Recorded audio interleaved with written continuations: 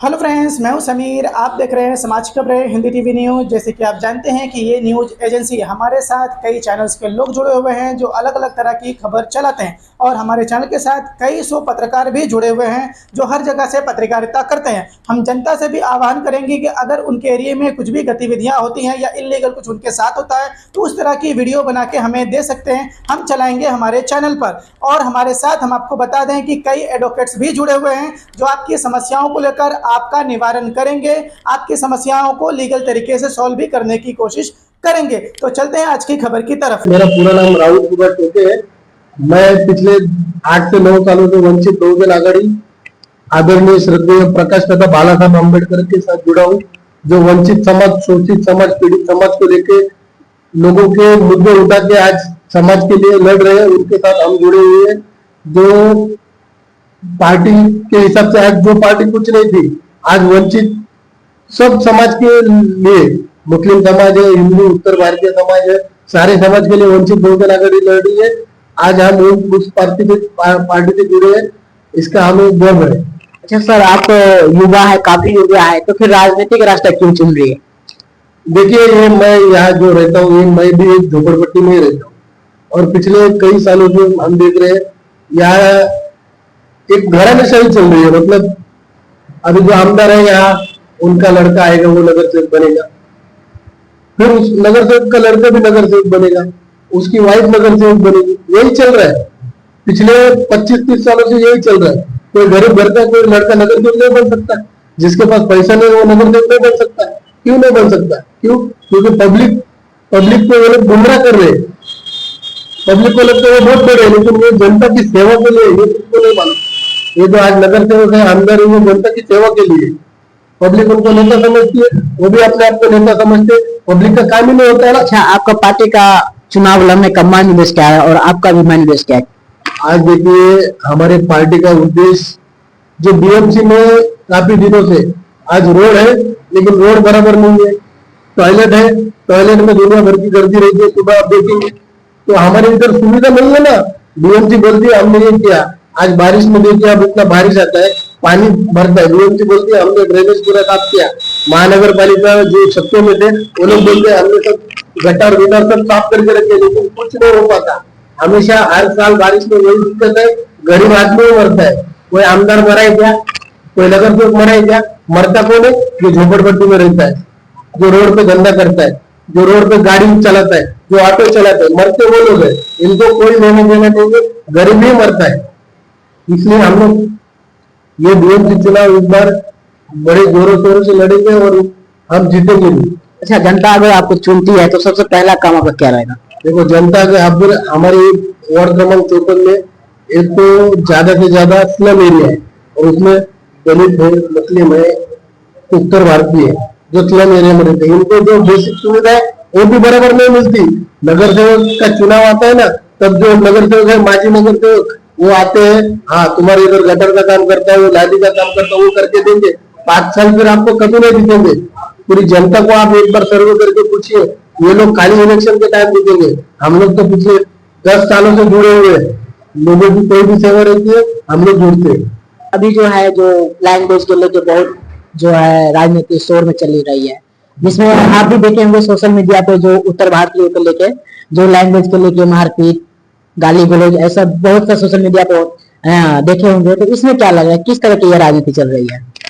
देखिए, ये अभी उत्तर भारतीयों को मारने का जो मुद्दा है, ये कांग्रेस के टाइम भी था, उन्होंने कभी कार्रवाई नहीं की।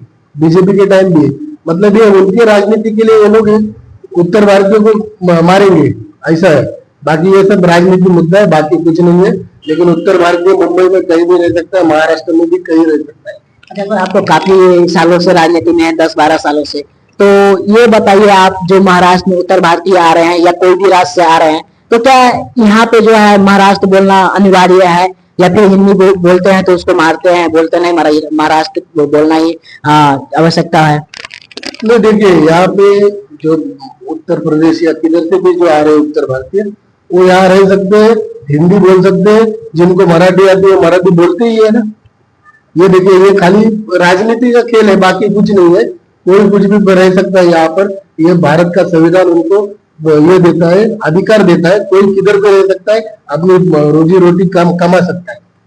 अच्छा सर, अभी जो आप चुनाव आने वाला है बीएमसी, और पिछले साल भी बीएमसी चुनाव हुए होंगे 8 साल पहले, तो इसमें है जो बहुत ऐसा वोटर है हैंडीकैप भी होंगे, और अगर आप जनता द्वारा चुनी जाती है, जनता अगर आपको विजय बनाते हैं, तो हैंडीकैप के लिए कुछ ऐसा काम बताइए जो आप करके देंगे। देखिए, हैंडीकैप लोगों के लिए नहीं तो उनको काम नहीं कर सकते, उनके लिए कमाई का कोई साधन नहीं है, तो उनके लिए जगह जगह पे एक स्टॉल डाला जाए, एक बूथ डाला जाए, और उनके लिए एक आवास योजना शुरू की जाए। ऐसा हम अपने वार्ड की तरफ से, वार्ड क्रमांक 54 में अगर हम चुन के आएंगे तो पहले हैंडीकैप लोगों के लिए वो सुविधा शुरू कराएंगे। अच्छा सर, वो है जो है ना, शिक्षा के मामला में भी वो पीछे चले जाते हैं, क्योंकि वो चल नहीं पाते हैं, जा नहीं पाते हैं, और उसको जो है ना, जो बाहर की दुनिया जो है ना, उसको बहुत ऐसा भी लगता है, तो वो जा नहीं पाते। तो इसके बारे में आप क्या कहेंगे, कोई शिक्षा के बारे में? देखिए भाई, हैंडीकैप होना कोई पाप नहीं है, कोई कभी भी हैंडीकैप हो सकता है। मान लो किसी का एक्सीडेंट हुआ, वो भी हैंडीकैप हो सकता है, कोई बचपन से, तो उनको और जो अपने जैसे नॉर्मल है उनके लिए सब समान अधिकार है।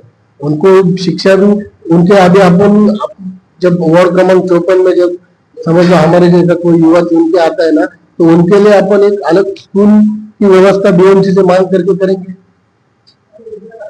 सर, और अभी जो है बीएमसी चुनाव आने वाले हैं, इसमें बहुत सारी पार्टी आई होंगी, बहुत सारे वादा करेंगे, होगा कि नहीं होगा, लेकिन ऐसा आपको कोई मन में है जो हम भी वादा करते हैं करेंगे?